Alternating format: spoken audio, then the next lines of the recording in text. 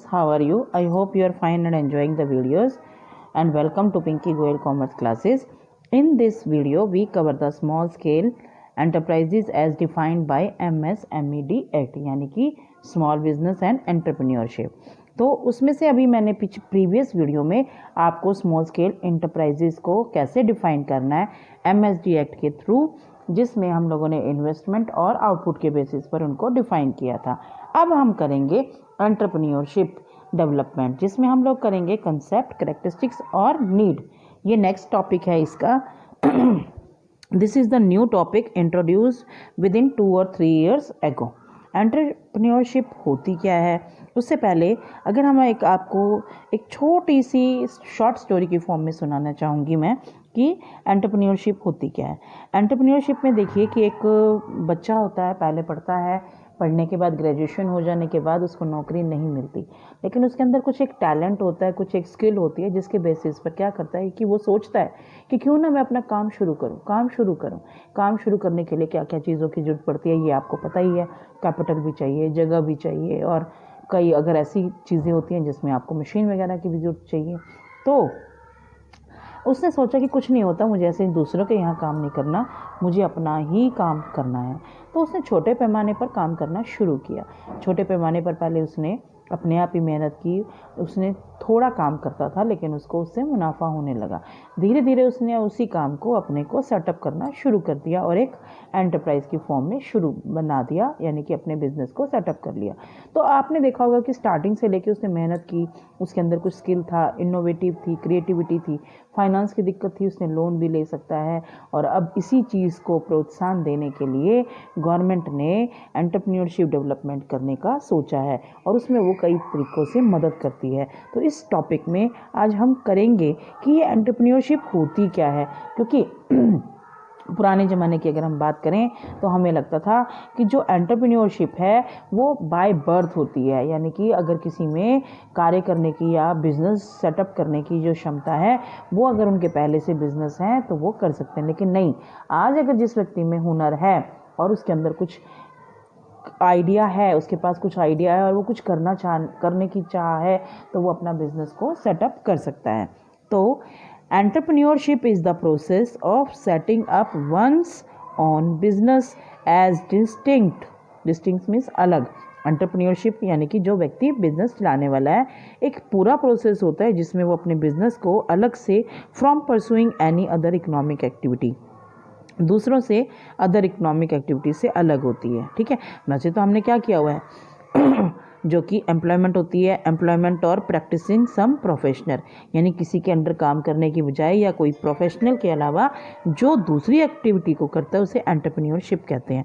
इसमें the person who set up his business is called an entrepreneur, यानी कि जो व्यक्ति नींव से लेके ऊपर इमारत तक का पूरा कार्य करता है उसी को हम एंटरप्रेन्योर, यानी कि स्टार्टिंग से पूरा अपना बिजनेस को सेटअप करता है, उसको क्या क्या चीज़ें चाहिए, कहाँ से पैसा लेना है, क्या आइडिया कन्वर्ट करना है, ये सारी चीज़ें वो क्या करेगा, एंटरप्रेन्योर ही करता है। अब the output of the process that is the business unit is called an, यानी कि जो यहाँ पे मैंने कहा कि पर्सन एक अपने बिजनेस को सेटअप करते हैं उसे एंटरप्रेन्योर कहते हैं। अब जो बिजनेस यूनिट सेटअप हुई है उसको एंटरप्राइज कहते हैं, यानी कि जो बिजनेस यूनिट यहाँ पर डेवलप हुई उसी को एंटरप्राइज कहते हैं। Actually there is a relationship, इस प्रोसेस को हम subject verb object SVO relationship में कर सकते हैं। इंग्लिश ग्रामर में क्लियरली अंडरस्टैंड दिस टर्म्स को। अब यहाँ पे कहेंगे कि जो इट इज़ इंटरेस्टिंग कि entrepreneurship besides providing self employment to the entrepreneur, जो ये प्रोसेस है एंटरप्रेन्योरशिप एक्चुअली सेल्फ एम्प्लॉयड करती है एंटरप्रेन्योर को, यानी कि जो उसको बनाता है, टू द ग्रेट एक्सटेंट, किस लिए, for its creativity and expansion of opportunity for 2 other economic activity, यानी कि जो कि हैं आपकी एम्प्लॉयमेंट और प्रोफेशन। ठीक है, तो सर्विसेज प्रोवाइड, जैसे कि अब उसमें कुछ भी कर सकता है, वो सर्विसेज भी दे सकता है। Further each business give rise to other business, supply of raw material, और उसके कंपोनेंट्स होते हैं transport, courier, telegram, distributor, middleman, ये सारी चीज़ें इसमें होती हैं। अब इसको एक उस फॉर्म में समझेंगे। एंटरप्रेन्योरशिप, एंटरप्रेन्योर होता है हीरो, जैसे आपकी फिल्म का हीरो होता है ना, the person, the actor, hero, ये सब्जेक्ट है, यानी कि इसी से रिलेटेड है एंटरप्रेन्योर। एंटरप्रेन्योरशिप इस पर्सन के द्वारा किया गया एफर्ट्स, द प्रोसेस, यानी कि यहाँ से ये व्यक्ति हो गया पूरा, यानी कि ये पर्सन, इसने जो कार्य किए उसको बोलेंगे द प्रोसेस, वर्ब है, यानी कि एंटरप्रेन्योर ने एंटरप्रेन्योरशिप के लिए कार्य किया और जब उसका रिजल्ट निकलता है वो एक एंटरप्राइज बनती है, इसे बिजनेस की बोलते हैं। ये ऑब्जेक्ट, सब्जेक्ट, वर्ब, ऑब्जेक्ट, इन दोनों को मिलाकर जो आउटपुट निकली वो आपकी ऑब्जेक्ट है।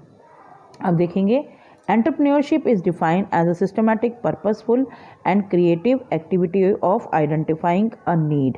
पहले ध्यान से इतना ही समझेंगे, एंटरप्रेन्योरशिप एक सिस्टमैटिक है, सिस्टमैटिक, पर्पसफुल, यानी कि उसका कुछ उद्देश्य होना चाहिए, क्रिएटिव, नयापन, activity of identifying a need, उस किसी की नीड को आइडेंटिफाई करना, mobilising movement of resources, mobilising resources and organising production, अपनी उस, देखो यहाँ पर आइडेंटिफाई किया नीड को, फिर उस नीड को क्या क्या कैसे कैसे पूरा किया जा सकता है उसके मोबिलाइज रिसोर्सेज किए और फिर उन्होंने अरेंज किया ऑर्गेनाइजिंग प्रोडक्शन को, with a view to delivering value to the customer, किस उद्देश्य से कि कस्टमर को सेटिस्फाइड किया जा सके, कस्टमर का लिविंग स्टैंडर्ड हाई किया जाए, रिटर्न फॉर द इन्वेस्टर, जिन्होंने उसके अंदर पूंजी लगाई है उसको मिले मुनाफा, एंड प्रॉफिट, जो कि उसने अपने self accordance with the risk and uncertainties को एसोसिएट विद बिजनेस। क्योंकि देखो ये तो लोग आप शुरू से ही पढ़ते आ रहे हैं कि जब कोई व्यक्ति बिजनेस करता है तो उसको रिस्क भी मिलता है और प्रॉफिट भी मिलता है, तो अनसर्टेनिटीज़ भी होती हैं, ठीक है ना। ये सारी बातें तो आपको पहले ही सोल प्रोप्राइटरशिप में बता सकी हूँ। ये सारे जो एंटरप्रेन्योरशिप होती है एक सिस्टमैटिक, पर्पसफुल, क्रिएटिविटी एक्टिविटी को आइडेंटिफाई करके उसके लिए रिक्वायर्ड रिसोर्सेज को इकट्ठा करके और एक प्रोडक्शन यूनिट में कन्वर्ट किया जाता है। क्यों? ताकि कस्टमर का लिविंग स्टैंडर्ड इंक्रीज़ हो, जो उसकी डिमांड हो वो पूरी हो, फिर जो इन्वेस्टर्स होते हैं जिन्होंने पैसा लगाया होता है बिजनेस में उनको रिटर्न मिले, इन्वेस्टर को ब्याज मिलेगा, और प्रॉफिट होता है जो उसने रिस्क और अनसर्टेनिटी को एसोसिएट करके जोड़ के सेल्फ कॉन्फिडेंस को इंक्रीज़ किया, यानी कि in the form of profit. I hope you understand. We move to the characteristics of entrepreneurship. Entrepreneurship में क्या क्या कैरेक्टरिस्टिक्स है? सबसे पहले बेटा मैंने आपको कहा कि ये सिस्टमैटिक एक्टिविटी है। सिस्टमैटिक एक्टिविटी कैसे है? It is step by step and purposeful, कोई उद्देश्य होना ज़रूरी है। इट रिक्वायर्ड सम टेम्परामेंटल, व्यक्ति के अंदर कोई हुनर होना चाहिए या किसी चीज़ की नॉलेज होनी चाहिए, एंड कॉम्पिटेंसी, काबिलियत, requirement that can be acquired, जो कि एक्वायर की जा सकती है, सीखी जा सकती है और डेवलप की जा सकती है by formal education and vocational training. But जो अभी आप लोग एजुकेशन +1 +2 के ले रहे हैं that is your formal education, और वोकेशनल ट्रेनिंग होती है जब पार्टिकुलर, जैसे अभी आप लोगों ने +1 में कॉमर्स, +2 में कॉमर्स पढ़ी है, अब उसकी वोकेशनल ट्रेनिंग होती है कि आपने किसी CA के अंडर काम किया, किसी मैनेजर के अंडर काम किया, तो ये आपकी वोकेशनल ट्रेनिंग हो जाएंगी। तो इसमें क्या होता है, एंटरप्रेन्योरशिप एक सिस्टमैटिकली एक्टिविटी है जिसमें आप स्टेप बाय स्टेप काम करते हो। उसके लिए आपके अंदर कोई टेम्परामेंटल स्किल या नॉलेज होनी चाहिए, कैपेसिटी होनी चाहिए, और आपके अंदर, अगर आपके अंदर ये नॉलेज नहीं है तो आप उसको लर्न करके सीख भी सकते हैं, तो ये आपको कहा हुआ है, ठीक है। सेकेंड होता है आपका लॉफुल एंड पर्पसफुल एक्टिविटी, यानी कि एंटरप्रेन्योरशिप जो आपकी एंटरप्राइजेज हैं या एंटरप्रेन्योरशिप के लिए कोई भी कानूनी तौर से वैलिड बिजनेस होना चाहिए। एंटरप्रेन्योर्स का ये ना हो कि वो इलीगल तरीके से प्रॉफिट कमाए, नहीं। Purpose of entrepreneurship is creation of value for person, यानी कि आपने कुछ वैल्यू क्रिएट की है जिससे आपको मुनाफा हो रहा है और जिससे सामाजिक में भी भला हो रहा है। It must be lawful activities, क्योंकि यहाँ पे सेल्फ के लिए तो आपके लिए क्या हो जाएगा, सेल्फ के लिए तो आपका प्रॉफिट हो जाएगा, और जब आपके लोगों को, कस्टमर को पसंद आती है तो उसके लिए आपकी सोशल गेन भी हो जाएगा। Third, innovation. अगर हम लोग फर्म के पॉइंट ऑफ व्यू से बात करें, इनोवेशन में भी कॉस्ट सेविंग और रेवेन्यू एनहेंसिंग। एनहेंसिंग का मतलब बढ़ावा देना। इफ़ इट डज बोथ, अगर दोनों ही चीज़ें हैं कि कॉस्ट भी बच रही है और वॉल्यूम भी बढ़ रहा है, then it is more welcome, बहुत अच्छी बात है, क्योंकि ऐसा ही बिजनेस होता है जिसमें आप लोगों की जो कीमत है, लागत है, वो कम है और प्रॉफिट मार्जिन इंक्रीज हो रहा है।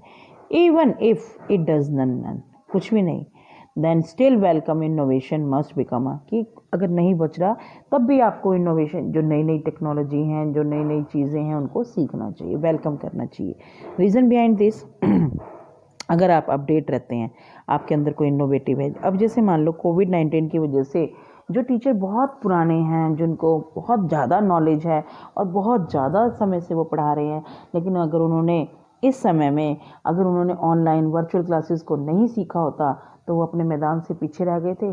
तो इनोवेशन, लर्निंग, कुछ भी हो, क्रिएशन हो, कुछ भी हो, वो ज़रूरी होती है। बिकॉज जो entrepreneurship is creative in the sense that it involve creation of value, यानी कि ये किसी न किसी फॉर्म में creates the value. In the absence of entrepreneurship matter doesn't become a resource, यानी कि आपको अगर आपके पास मान लो आपको मौका ना दिया जाए, लेकिन आपके अंदर हुनर है, स्किल है, न्यू इनोवेशन है, लेकिन मौका नहीं मिलेगा तो आप लोग उस लेवल पर काम नहीं कर सकते। तो जो एंटरप्रेन्योरशिप होती है वो कहते हैं कि अगर ना हो तो ये मैटर रिसोर्स नहीं बनेंगे। आपने combine the various factor of production, कौन कौन से होते हैं? Land, labour, capital, entrepreneur. Entrepreneur produce good and services, इन चारों को मिला के वो गुड और सर्विसेज करता है जो कि सोसाइटी की नीड को फुलफिल करती हैं। तो और इसके बदले में एंटरप्रेन्योर को क्या मिलता है? इनकम, और वही उसकी प्रॉफिट भी कह सकते हैं, जिससे कि उसकी वेल्थ जनरेट होती है। आई होप यू अंडरस्टैंड। अब एग्जाम्पल लिया जाए कि innovation, when innovation destroy the existing industries, अगर मान लो कोई नई टेक्नोलॉजी आती है और उससे हमारी एग्जिस्टिंग जो इंडस्ट्रीज़ हैं वो डिस्ट्रॉय हो जाती हैं, जैसे कि ज़ेरॉक्स मशीन हो गई, destroy carbon paper industry. Xerox machine destroyed carbon paper, xerox के आने से कार्बन पेपर की इंडस्ट्री ख़त्म हो गई। Mobile telephony, theatre, landline, basic develop telephone, net gain acquiring the economy land such as entrepreneur action as commendable as the act of creative destruction, यानी कि उसको क्रिएटिव के बारे में होना ही है, अगर क्रिएटिव नहीं होगा तो उसको पीछे रह जाएगा। Then organisation of production, production require the combined utilisation diverse factor, जो डिफरेंट वैरायटी फैक्टर की प्रोडक्शंस होती हैं, factor of production, land, labour, capital and technology. ठीक है, ये चारों ही होते हैं। Entrepreneur in response to a perceived business opportunity, यानी कि जहाँ पर इनके रिसोर्सेज की रिक्वायर्ड है वहाँ पर इनको मूव कर देती है। Entrepreneur may not be processing any of these resource, उनके ऊपर कोई प्रोसेस नहीं करती, उसके बाद से वो जस्ट आइडिया है और उनको इस यूज़ में करती है। In response to perceived a business opportunity mobilising these resources into a productive enterprises, जिससे कि आपका सोशल गेन भी होता है और आपकी पर्सनल सेटिस्फेक्शन भी होती है। उसके बाद है बेटा risk taking. As the entrepreneur contract for an insured supply of various input, contract करता है, एश्योर्ड करता है कि आपको वेरियस इनपुट प्रोजेक्ट के लिए मिलेंगे, लेकिन फिर भी तो वो रिस्क ले रहा है by paying them of whether और नॉट द वेंचर सक्सीड, यानी कि चाहे उसको फ़ायदा हो या नुकसान हो, लेकिन जो वो फैक्टर ऑफ प्रोडक्शन ले रहा है, जो फैक्टर ऑफ सर्विसेज ले रहा है, वो तो इनको पेड करनी ही पड़ेगी। यानी कि it is said that entrepreneur thrive on circumstances where the odd favoring and against success are even, then 50-50 ratio is there, यानी कि 50% चांसेस होते हैं 100% सक्सेस होने के लिए। I hope you understand. This is the concept of entrepreneurship. Now we move to the need. Why should we need for entrepreneurship? Entrepreneurship की आपको ज़रूरत क्यों पड़ती है? अभी तो आप लोगों ने सोचा ही होगा क्यों पड़ती है। अभी आपको एंटरप्रेन्योरशिप का मीनिंग भी क्लियर हो गया। तो सबसे पहले बेटा contribution to GDP, contribution to GDP. GDP का मतलब आपकी राष्ट्रीय आय, राष्ट्रीय आय यानी कि gross domestic production, gross domestic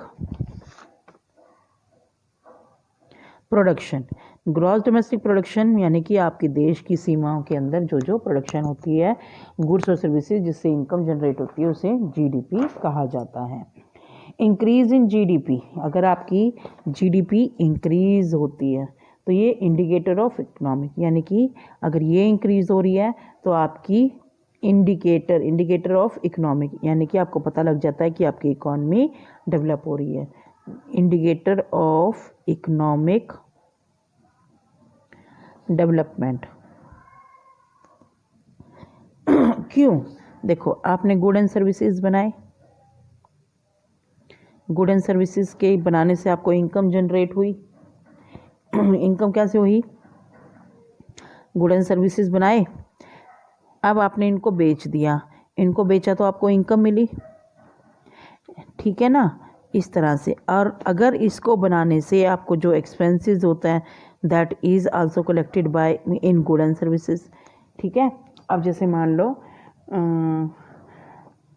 यहाँ पर 4 फैक्टर ऑफ प्रोडक्शन यूज़ होते हैं। लैंड को रेंट मिलता है, लेबर को वेजेस, सैलरीज को वेजेस एंड सैलरीज, कैपिटल को इंटरेस्ट। इस तरह से ये प्रॉफिट और इंटरेस्ट करते हैं। तो whereas larger masses are design to earn their income, via wage employment biggest कॉन्ट्रप्रेन्योरशिप के लिए होता है, और इससे आपको जब एम्प्लॉयमेंट इंक्रीज़ होएगी तो आपकी जीडीपी भी इंक्रीज़ होएगी। कैपिटल फॉर्मेशन, जो एंटरप्रेन्योरियल डिसीजन होते हैं, सेकंड आपका है कैपिटल फॉर्मेशन। कैपिटल फॉर्मेशन का मतलब होता है कि आपने कोई एसेट्स को बनाया, कैपिटल को नेचर में। It is an investment decision that increase the productive capacity of the economy and hence result in the capital formation. In fact GDP formation are related to each other viva capital output ratio, यानी कि GDP जो होती है वो viva output ratio से concern होती है। सीधी सी language में समझो, कैपिटल फॉर्मेशन कैसे होती है। जब आप स्मॉल बिजनेस एंटरप्रेन्योरशिप बनेंगे तो आपको क्या होगा कि आप सबसे पहले अपनी मशीन वगैरह भी लगाएंगे या लेबर को एम्प्लॉयड करेंगे, तो आप एक तरह से उनके लिए कैपिटल फॉर्मेशन ही हुई ना। कैपिटल फॉर्मेशन का मतलब होता है कि आपने ऐसी प्रोडक्ट, ऐसी मशीन में या ऐसे फैक्टर में इन्वेस्टमेंट किए जो कि आपकी फर्दर प्रोडक्शन में यूज़ हो। अब जब कैपिटल फॉर्मेशन होगी तो जीडीपी भी इंक्रीज़ होएगी, जीडीपी इंक्रीज़ होएगी तो आपका क्या होता है कि जो इसमें आप लोन किससे लोगे? अपने फ्रेंड से, रिलेटिव से, जिनके पास सेविंग होती है, और वो सेविंग को मोबिलाइज भी एंटरप्रेन्योरशिप करते हैं, और जिसे कैपिटल फॉर्मेशन। थर्ड होती है बेटे generation of employment. Generation of employment तो सिंपल ईजी है ही, जितना भी मैंने आपको लेक्चर दिया है उससे आपको क्लियर हो गया कि एंटरप्रेन्योरशिप में एक व्यक्ति अपने साथ कई व्यक्तियों को लेके चलता है, उनको काम देता है, क्योंकि जो नई बिजनेस होती हैं that is an source of employment to people with different abilities, skill and qualification. क्योंकि एंटरप्रेन्योरशिप एक बंदे से नहीं चलती। जब वो कोई नया बिजनेस खुलेगा तो उसको लोगों की जरूरत पड़ेगी जिनके अलग अलग एबिलिटी, स्किल, क्वालिफिकेशन होंगे, और उनसे जब उनको काम मिलेगा तो उनको इनकम अर्न होएगी तो वो डिमांड करेंगे। और इस तरह से फिर नेक्स्ट क्या हो जाता है कि जब ये सारी चीज़ें होती हैं तो generation of business opportunities for other also. यहाँ पर अपॉर्चुनिटीज़ कैसे होती हैं ध्यान से देखेंगे। अपॉर्चुनिटीज़ दूसरे के लिए भी बहुत सही होती हैं, फॉर अदर्स। देखो, every business create opportunities for the suppliers of input, यानी कि अगर कोई भी बिजनेस बनता है तो वो सप्लाई लेगा ही लेगा रॉ मटेरियल की, तो जिसके लिए लोगों के लिए अलग भी हो जाएगा। इसे बोलते हैं बैकवर्ड लिंकेज। क्या बोलते हैं? बैकवर्ड लिंकेजेस कैसे? रॉ मटेरियल की भी तो सप्लाई इंक्रीज होएगी, वहाँ पे भी तो वो अपनी लेबर लगाएगा, और जो आउटपुट होती है तो वो उसे बोलते हैं फॉरवर्ड लिंकेजेस। फॉरवर्ड लिंकेजेस का मतलब, अब जैसे मान लो कि अगर डिमांड हो रही है तभी तो आप लोग सप्लाई कर रहे हो। फॉर एग्जांपल, एक पेन मैन्युफैक्चरर है, would create opportunity for refill के लिए क्रिएट कर दी अपॉर्चुनिटी की भी रिफिल बनाओ, आप पेन बना रहे हो तो। As well as the wholesaler and retailer of stationery product also benefited, ठीक है।